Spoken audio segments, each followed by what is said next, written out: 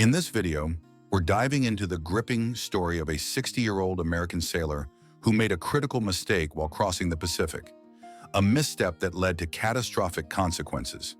This is not just a cautionary tale, it's a stark reminder of the dangers every sailor faces when venturing into the vast, unpredictable ocean. Whether you're an experienced mariner or just beginning your sailing journey, understanding the mistakes that can be made and how they can spiral out of control is vital for your safety. From navigating tricky weather patterns to managing equipment failures in the most remote stretches of ocean, this video will break down exactly where things went wrong and what could have been done differently. These lessons aren't just theoretical.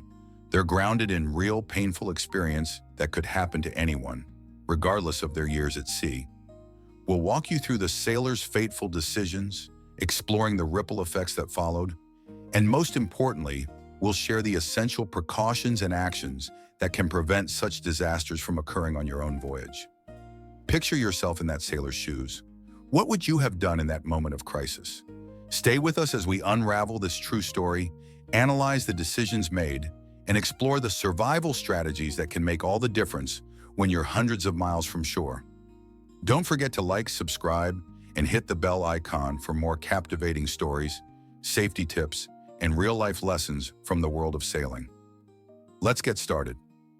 John Ellison was 60 years old when he stood on the dock at Marina del Rey, California, gazing at his Island Packet 38 Wanderer. The sun was setting, casting an orange glow across the harbor, and the air smelled of salt and diesel. For John, this moment was the culmination of a lifelong dream.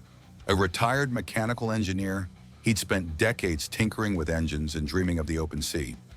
Now, with his children grown and his career behind him, he was ready to sail solo across the Pacific to the Marquesas Islands, a 3,000-mile journey through one of the world's most unforgiving oceans.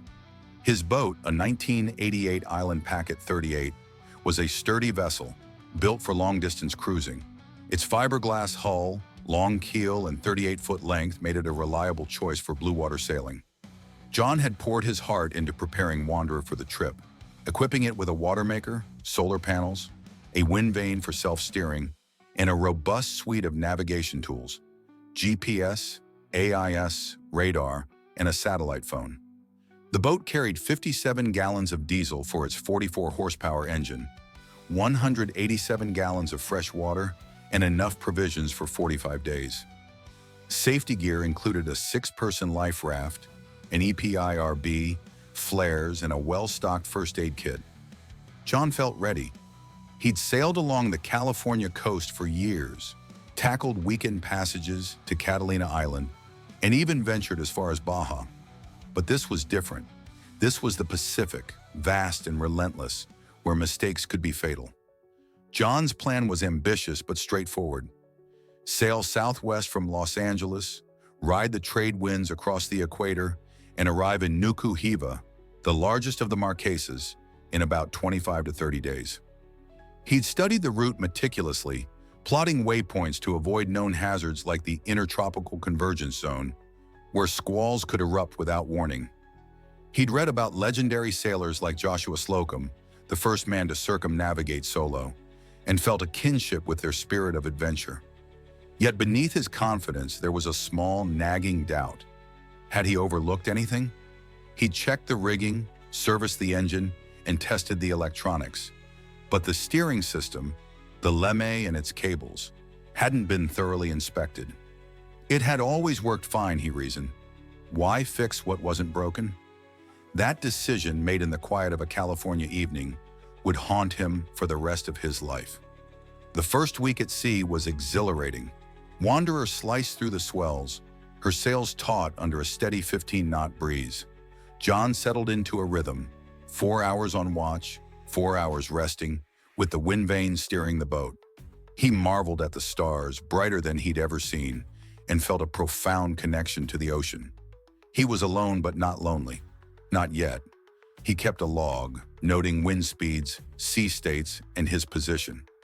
By day 10, he was 1,200 miles from shore, far from any shipping lanes. The Pacific was his world now, a blue expanse stretching to the horizon. But on the morning of day 11, something felt off. The helm was sluggish, resisting his touch. He chalked it up to a tangled fishing line or seaweed caught on the rudder. He leaned over the stern, peering into the water, but saw nothing. Shrugging, he adjusted the wind vane and went below to make coffee. The boat sailed on, but the helm's stiffness persisted, a subtle warning John didn't heed. By day 13, the problem was undeniable.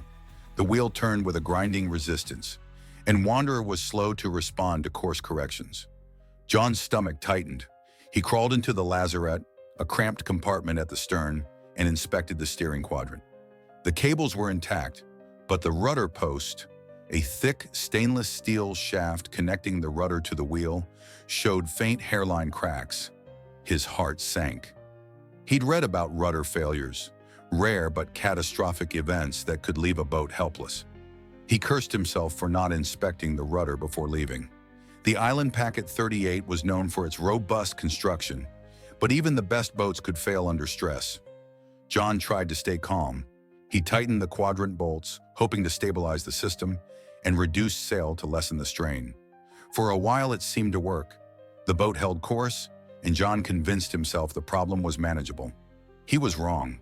On day 15, the Pacific unleashed its fury. A squall rolled in, unforecasted and ferocious, with 40-knot winds and 15-foot seas. Wanderer pitched violently, her hull groaning under the strain. John reefed the sails and fought to keep the boat on course, but the helm was nearly unresponsive. Then, with a sickening crack, the rudder post snapped. The wheel spun freely in his hands, useless. Wanderer was adrift, at the mercy of the storm. John's mind raced. He was 1,800 miles from land, alone, with no way to steer. Panic clawed at him, but he forced himself to think. He'd read about emergency steering systems. Could he rig something? He grabbed a spare anchor and a length of rope, hoping to fashion a drogue to drag behind the boat and provide some directional control. He worked frantically, his hands bleeding from rope burns, but the drogue was too small to make a difference. The boat swung wildly broadside to the waves at risk of capsizing. For 3 days, John battled the storm. Sleep was impossible. The boat's violent motion threw him against the bulkheads. He was exhausted, his body bruised, his mind clouded by fear. The satellite phone offered a lifeline, but he hesitated to call for help. Activating the EPIRB would mean abandoning Wanderer, his home for the past 2 years. He couldn't bear the thought. Instead, he tried another desperate fix, lashing a spinnaker pole to the stern as a makeshift rudder. It was a clumsy setup, requiring him to manually adjust it from the deck, exposed to the elements. For a few hours, it seemed to work. The boat stabilized, and John dared to hope. But the pole wasn't strong enough. A rogue wave snapped it in half, leaving him back where he started.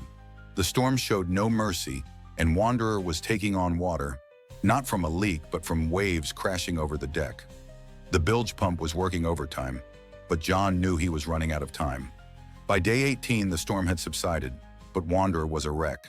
The sails were torn, the deck littered with debris.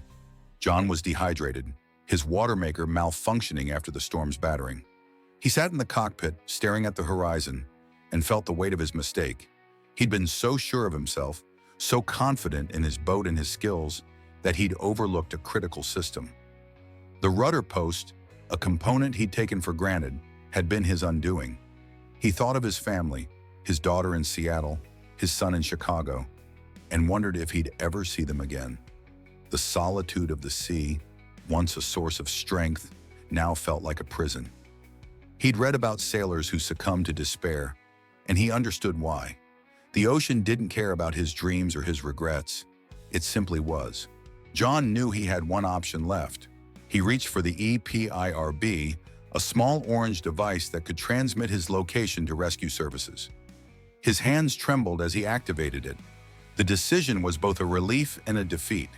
He'd failed, not just as a sailor, but as a man who prided himself on self-reliance. Within hours, a cargo ship picked up the signal and altered course. John spent the next 2 days waiting, rationing his remaining water and food, and reflecting on what had gone wrong. When the ship arrived, its crew was kind but efficient. They took John aboard, gave him food in a bunk, and watched as Wanderer disappeared into the distance. The boat was too damaged to salvage, and John couldn't afford a recovery operation. His dream, his home, was gone. Back on land, John struggled to process the ordeal. He moved in with his daughter temporarily, unable to face the sailing community in Marina del Rey. The loss of Wanderer was more than financial, it was personal. He'd poured his identity into that boat, and its absence left a void. But John was a practical man, and he knew he had a responsibility to share his story. He began speaking at yacht clubs and writing articles for sailing magazines, not to relive his failure, but to prevent others from making the same mistake. His message was simple: preparation is everything. He urged sailors to inspect every critical system, rudder, rigging, hull, before a long passage. He emphasized the importance of redundancy, spare parts, backup navigation tools, and a well-tested emergency plan. He spoke about the EPIRB, a device he'd once viewed as a last resort, but which had saved his life. Don't be proud, he told audiences. If you're in trouble, use it. John's story resonates because it's not just about a broken rudder or a storm. It's about the human tendency to overestimate our abilities and underestimate nature. Sailors like John are drawn to the sea for its freedom, but that freedom comes with a price. The Pacific is a teacher, but its lessons are harsh. John learned to respect the ocean's power, and he paid dearly for it. His experience echoes the tales of sailors through history, men and women who faced the sea's wrath and emerged changed. From Slocum's solo circumnavigation to the Polynesian voyagers who navigated by stars, the ocean has always demanded humility. John's story is a modern chapter in that ancient narrative, a reminder that the sea is both beautiful and unforgiving. For those watching, John's journey offers practical lessons. First, always inspect your steering system before a long trip. A rudder failure is rare, but it's catastrophic. Check the rudder post, bearings, and cables for wear, and carry spares if possible. Second, invest in quality safety gear. An EPIRB, life raft, and VHF radio are non-negotiable for offshore sailing.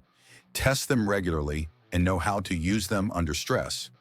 Third, plan for emergencies. Practice rigging an emergency tiller or drogue and simulate scenarios like losing steerage. Finally, listen to your instincts. If something feels off, a sluggish helm, a strange noise, investigate immediately. Small problems at sea can become big ones fast. John's story also highlights the emotional toll of solo sailing.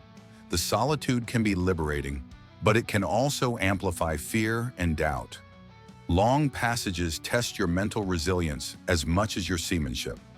John admitted to moments of despair when he questioned his decision to sail alone. He wished he'd brought a crewmate, someone to share the burden and offer perspective. For those planning a solo trip, consider your emotional limits. Stay connected via satellite phone or radio and have a support network on land. The sea can feel like a friend, but it's a friend that demands respect. As you reflect on John's story, think about your own preparations. Have you ever faced a mechanical failure at sea? How did you handle it? If you're planning a long passage, what steps will you take to ensure your boat is ready? Share your thoughts in the comments. We'd love to hear your experiences and ideas.